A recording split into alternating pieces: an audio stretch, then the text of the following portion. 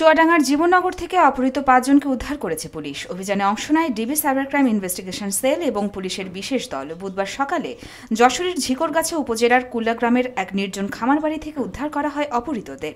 বিলাল হোসেন, সাগরিকা খাতুন এবং বিকাশ দেবনাথ এই ৩ জনকে গ্রেফতার করেছে পুলিশ। তদন্তে জানা যায়, স্বর্ণ চোরাচালান নিয়ে বিরোধের জেরেই এই অপহরণের ঘটনা ঘটে। জীবননগর থানার পুলিশ সহ একটা বিশেষ দল আমরা গতকাল রাতে ভোর 4:30-5টার দিকে আমরা এই অভিযানটা পরিচালনা করে তাদেরকে উদ্ধার করতে সক্ষম হই এবং ৪ জনকে আমরা গ্রেপ্তার করতে সক্ষম হই এই অপহরণের সাথে জড়িত।